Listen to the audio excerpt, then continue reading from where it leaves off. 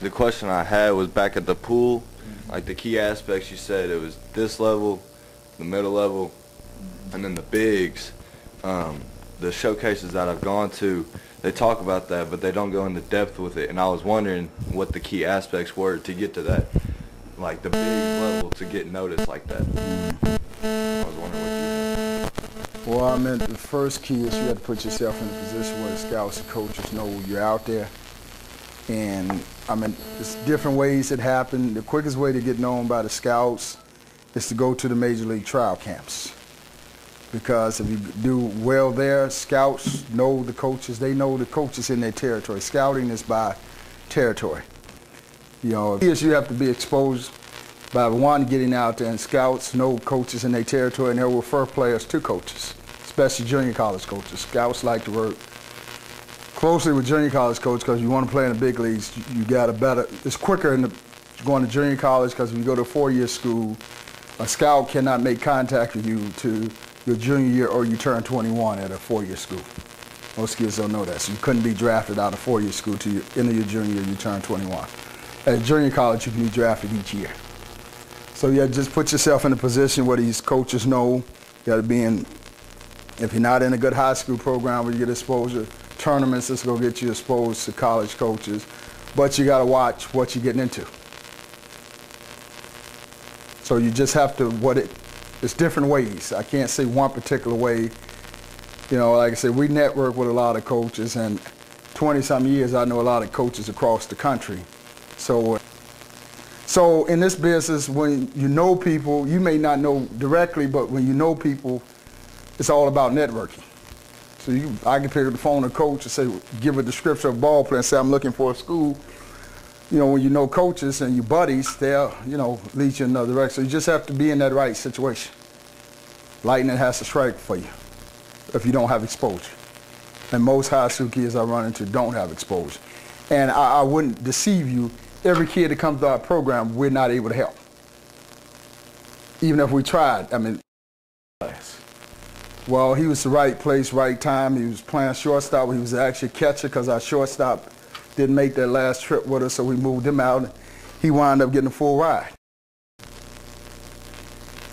The point being, he was at the right place, right time, and opportunity knocked for him.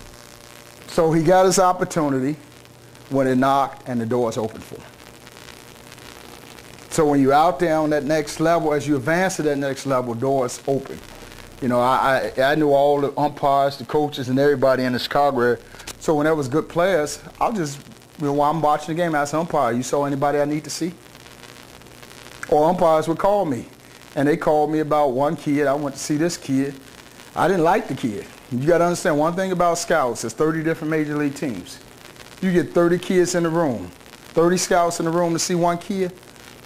He can be pro material, but all those scouts ain't going to necessarily like him.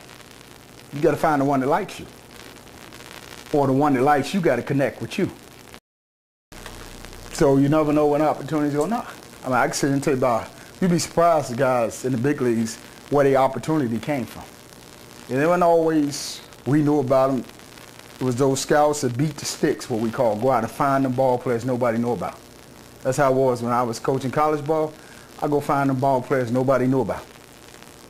Them what you call diamond in the rough. Within 3 years of coaching college ball, I had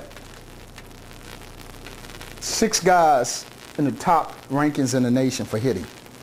I had the #1 pitcher for strikeouts, #2 for ERA, within 3 years. I went and found the ball players nobody knew about, put their names on the maps.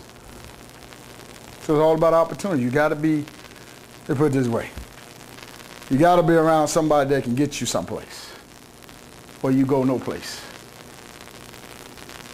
That makes sense to you? So I gave you several examples, but you know, everybody feeds differently.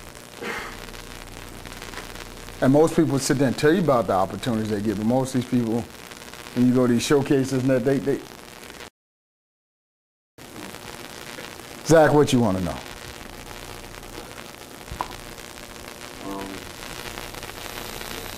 You want to know nothing? You straight? Scholarships should be one of the very few full rides in baseball today. That's really at the discretion of the coach. If he's going to invest money in scholarship full rides, it's going to be on pitchers. I can tell you that now, because you need pitching to win. You don't win without pitching on no level. But I can tell you that very few, if you got good grades, they'll connect you with academic scholarships. They'll tie in different scholarships that they can get if you got good grades, but there are very few full rides. You better be somebody's draft pick if you will get a full ride. But there's money out there for baseball. That's a great opportunity to play college ball. Sean, what you want to know? You good?